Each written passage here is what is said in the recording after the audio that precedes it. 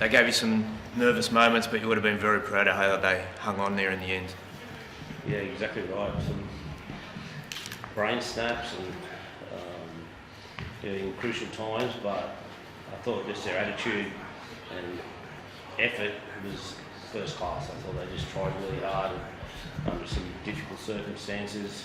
We lost a couple of players, HIA, Amy Stewart, then we lost Matty Feagai as well, so losing a winger messes things up as well. So thought they dug deep and defended really well. And they throw a lot of egg at Manly. They're not a hit it up footy team. They throw some shape at you all the time. They've got some class players. Are you starting to feel like this familiar feeling, given a couple of other results they've had this year? You've had? Yep. Yeah, I was, 12-0 and they came back at us, but I thought we responded pretty well. There was just the effort that was there and the attitude to scramble, and we made some silly errors, and we just need to get them out. If we're going to be, go to that next level as a footy club, we need to get them out of our game, and that's what I need to, continue to drive into the group about stops and putting ourselves under pressure. Opposition sides put you under enough pressure, but then we come up with some hours. You came down the sideline in the second half. You were pretty upset. Can you explain what was going on? Well, I was upset because we got a player that I thought at the time was hitting the head, but it was a hip drop. And then we started play again we had 12 men, so we got penalised. So it was just a tricky one. Like, I know there was a lot going on the sideline, and to find out whether it was a HIA, because he didn't come off with a HIA, he came off with a leg injury, but the player got put on report, I think, for high contact. So it was real tricky on the sideline, and I didn't want to get involved in that, but I didn't want the play to start again with us with 12 men. I just thought, and we messed it up, Lara. We dropped the ball on tackle one, but we shouldn't have started play with 12 men. But it was an act of foul play, right? So the 18th man should immediately be activated. Is that your correct? understanding? Even to the point where it was a free interchange, but they started play with us with 12 men. So we've got a player injured, taken off, and then we start playing with 12. That was frustrating for me. Like, let's just wait till we get out. Why should we be penalised? But as I said, it was a tricky situation. I don't think it's happened too often, and I'm sure they'll look at it. Just back to the Jacob Little try, how encouraging is it that it's your key men? It's Lachlan Ilias onto Kyle Flanagan, onto Jacob Little for that try. They went after the game. Like, it was in the last tackle, short side raid. Instead of things that happened in the past, they took it and you scored from it. How encouraging is that? Yeah, they're an emerging group, that's fine. Damien, Jacob Little, as you said, they're all emerging and getting combinations together, and especially, probably Kyle and Lockie, our first grade halfbacks.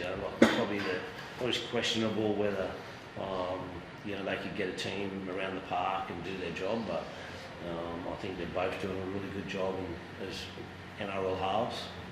What about Terrell Sloan tonight? Like, with Christian out injured, he seemed to really pick up the slack. Look at the tries and the line breaks, but he seemed to have a lot of physical carries. Is that the progression in his game that you're most pleased about? Just seeing that it's not just the flashy plays now, but he's actually doing the tough stuff as well? Yeah, he's a tough kid. He's like 94 kilos and loves to get in and do the contact and loves carrying the football. So he's just showing one hand. He could have scored, the flashy bit we see, the length of the field tries we know we can get, but also he's putting his hand up for the tough stuff at the back end of the field. Just one on your forwards, the combination between DeBellin and Cashman. I think a few times now we've seen some short tip-ons and offloads between the pairs. Not common you see two middle forwards combining to make line breaks quite regularly, but what point of difference do they provide? Because it seems to be a recurring theme, especially early in games. Yeah, I think Cookie could probably answer that better. He's out there with them all the time.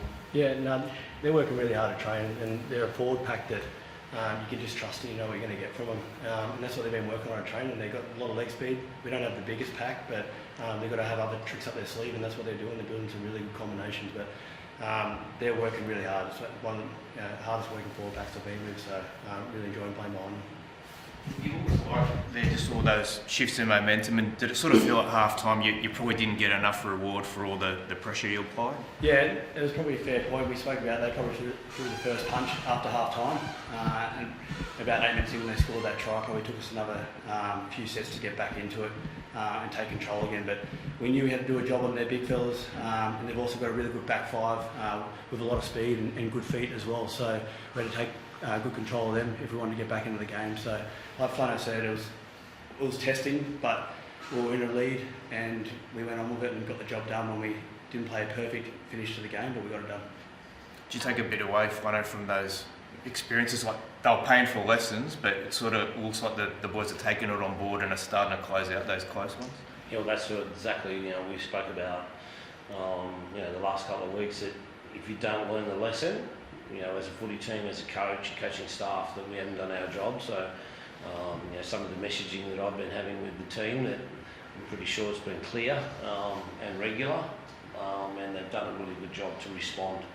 So, we've got some senior players in the group that, they know before I get to them that what needs to be fixed up. So, that's a positive for me. How's everyone physically heading into a huge game next week against the Roosters on Anzac Day? Flanno is obviously the biggest concern. Everyone. Yeah. I don't think we'll see him for a while. He's swollen up pretty bad. We'll have X-rays, but the doctor's first thoughts are that it's a long-term injury, real long-term injury. So that's not good. Considering that we lost Christian Tupolotto last week as well. We get Emre Gula back from suspension. Unfortunately, we lost Hamish Stewart for HIA early in the game, so he'll miss next week. But we're next man up mentality. I know you hear it a lot, but I think we're in reasonable good shape. Well, Anzac Day was pretty tough last year. It was a bit of a tough day for the club here. Why do you always have to be bring I up brought up negative? Anzac Day, I just thought Yeah, you did. Yeah, you're exactly right, mate. It was. It was a bad day. We got off to a. Moses Sully got knocked out on the kick-off. We scored the first try, in that big day, and then we just never stood in our goal line behind the post for a long period of time. So it's a really important game for us as a club. We've taken a lot of steps, big steps with the playing group, our attitude, on and off the field, and we're a better footy club for it. So I expect them to respond next week. do you bring that up for last year's game? Is that? We haven't started yet, mate. We just finished today, but you can pretty bet you my bottom dollar that I'll bring it up at some point. Thanks, Thank you.